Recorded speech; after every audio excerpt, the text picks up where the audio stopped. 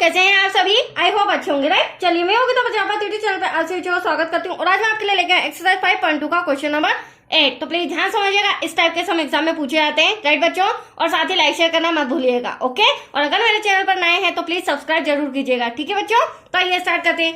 देखिए क्या कहना है इस क्वेश्चन में, एक एपी में मतलब कि एक समांतर श्रेणी में 50 पद है। टोटल कितने पद है?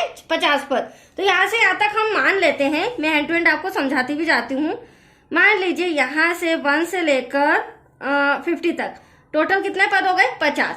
जिसका तीसरा पद 12 है, तो ये फर्स्ट है, ये सेकंड है, तो यहाँ पर हम तीसरा पद मान लेते हैं। तीसरा पद कितना दे रखा है हमें? 12 दे रखा है। और अंतिम पद 106 है, तो अंतिम पद हम समझ सकते हैं 1 से लेकर 50 पद है, तो अंतिम पद क्या हो जाएगा? 50वां, वो क्या हो जाएगा? इस प्लेस पर क्या आ जाएगा बच्चों? 106, मतलब कि 50वां पद 106 है। अब इसका 29वां पद ज्ञात कीजिए। तो क्वेश्चन क्या बन रहा है यहाँ पर? समथिंग यहाँ कहीं ना कहीं 29वां पद आएगा, तो वो पद, उस पद पे कौन सी संख्या आ रही है वो हमें फाइंड करके बताना है। तो एटलीस्ट क्वेश्चन समझ में आया आपको? चलिए अब हम दिया जो है वो लिख लेंगे। दिया है, क्या दिया है बच्चों? जो हमारा एपी है समांतर श्रेणी, तो एपी में कुल पद 50 है, राइट। ये इंफॉर्मेशन हमें दी गई है, कुल पद 50 है। और फिर कहा गया है अंतिम पद, अंतिम पद आप देख सकते हैं 50, तो अंतिम पद 50 इक्वल्स टू कितना है? 106। उसी प्रकार तीसरा पद कितना दे रखा है? 12, तो वो भी हम लिख लेते हैं। यहां लिख लेती हूं मैं, तीसरा पद मतलब कि 8 तीसरा पद हमें दिया गया है 12। इतनी इंफॉर्मेशन हमें दी गई है और हमें 29वां पद पूछा गया है, तो 29वां पद इक्वल टू क्या हो जाएगा? Question mark, right. अब देखो 29वां पद फाइंड करने के लिए मैं आपको बताती हूँ किस तरह से हम 29वां पद फाइंड करेंगे। तो देखो बच्चों, पहले भी मैंने आपको समझाया था, जब भी हमें इस टाइप का कोई सा पद फाइंड करना रहता है तो हमें प्रथम पद लेना होगा, राइट। हालांकि यहाँ पर नहीं दिया गया है, बट मैं आपको समझा रही हूँ क्योंकि हमारे पास समांतर श्रेणी में एक भी डिजिट नहीं है, सिर्फ तीसरा और 50वां पद है। तो प्रथम पद प्लस, अब यहाँ 29वां पद फाइंड करना है तो एक माइनस कर देंगे, तो यहाँ हो जाएगा 28 और डी लेना पड़ेगा, ठीक है। 28 के साथ मल्टीप्लाई में डी आ जाएगा। अब क्वेश्चन ही बनता है कि हमारे पास प्रथम पद भी नहीं है, सर्वांतर डी भी नहीं है, तो वो कैसे फाइंड करेंगे? तो वो मैं आपको बताती हूँ। वो हम इस 50वें और तीसरे पद के द्वारा ए और डी फाइंड करेंगे, फिर लास्ट में हम 29वां पद का आंसर लाएंगे। तो आया एटलीस्ट क्वेश्चन समझ में? चलिए अब यहाँ पर मैंने अभी जस्ट बोला 50वां पद, तो ए 50 इक्वल टू 106।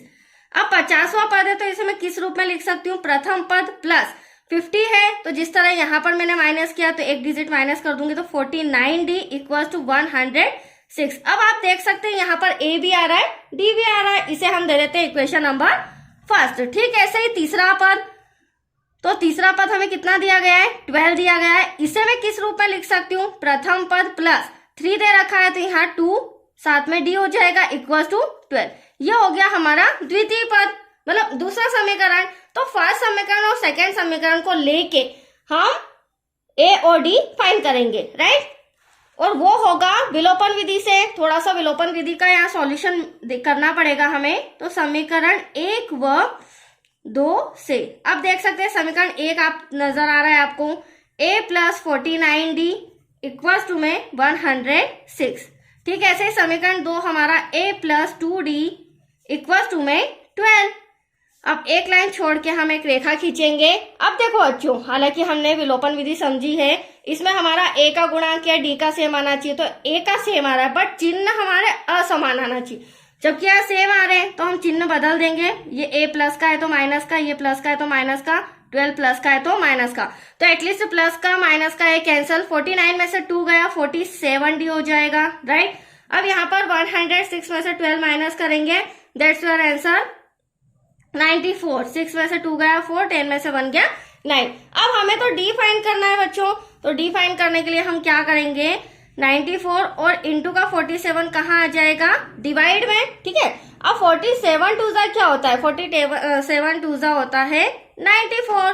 तो एटलीस्ट हमारा डी कितना आ चुका है? मैं यहाँ पर लिख देती हूँ, डी इक्वल्स टू 2।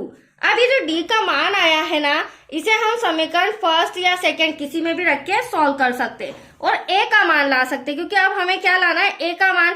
तो देखिए यहाँ पर मैं लिख रही हूँ डी का मान समीकरण 1 में भी रख सकते हैं, 2 में भी रख सकते हैं। फिलहाल मैं समीकरण 1 में रख रही हूँ और समीकरण 1 क्या है हमारा, a plus 49d equal to 106। तो a तो हमारा ऐसा का ऐसा, क्योंकि हमें फाइंड करना है 49 भी। d के प्लेस पर अभी मैंने आपके सामने 2 फाइंड किया है, तो d के प्लेस पर क्या आ जाएगा बच्चों, 2 इक्वल टू में 106।